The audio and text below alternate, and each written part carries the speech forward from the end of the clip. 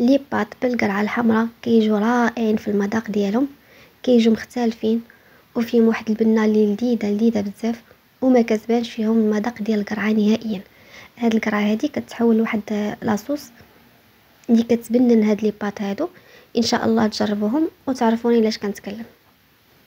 عندي مقله اللي فيها شويه ديال الزيت، غنخلي الزيت حتى كيسخن وغنضيف له الدجاج اللي قطعته هكا طويل شويه، قطع طويله، وغادي نخليه حتى كيتشحر بهذا الشكل هذا. ومن بعد غادي نضيف ليه الملحه وشويه ديال الابزار.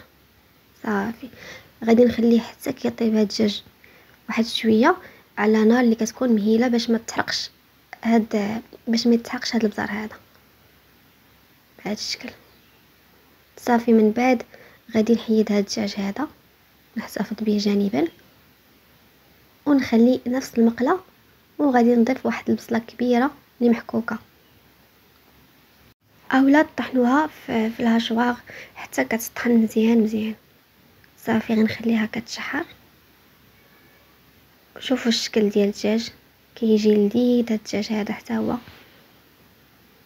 صافي من بعد ما تشحرات البصله غادي نضيف القرعه الحمراء اللي حكيتها في الحكاكه الغليظه.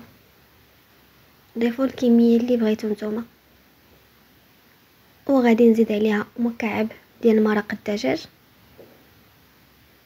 وغنزيد شويه ديال الملحه ونخليها حتى هي كطيب، حتى كنحصل على هذا الشكل هذا على نار اللي كتكون ناقصه بطبيعه الحال باش ما تحرقش وفي نفس الوقت كطيب لينا مزيان.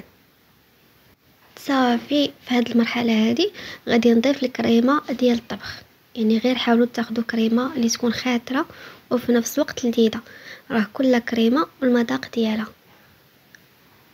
صافي غادي نحركها شويه وغادي نضيف الفرماج. ضيفوا الكميه اللي بغيتو او ممكن تعوضوه بالفرماج مثلث. صافي غنخلي هاد لاصوص هادي طيب المده ديال 5 ديال الدقائق، ونزيد عليها لي بات اللي سلقتهم في الماء وشويه ديال الملحه وصفيتهم وزدتهم على هاد لاصوص هادي. ممكن تختاروا اي نوع لي بات اللي بغيتو، انا اختاريت هاد النوع هذا. صافي غادي نقدمه بهذا الشكل هذا، غادي نحط فوق منهم هذاك الدجاج حتى هو كيجي لذيذ. وهاد الطريقه ديال الدجاج مصوطي في الابزار وشويه ديال الملحه والزيت تيجي المذاق ديال الدجاج زوين، ممكن ترافقوه لاي حاجه بغيتو.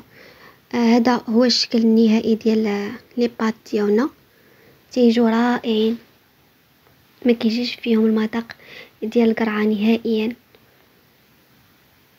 وكيجوا هكا مفرمجين ومعلكين. ان شاء الله تجربوهم وغيولوا معتمدين عندكم. وصلنا النهايه ديال الفيديو، وان شاء الله نتلاقاو في وصفات جديده. وما تنساوش تجربوا لي بات بهذه الطريقه هذه لانها كتستحق التجربه وغادي تعجبكم، كتجي رائعه بزاف.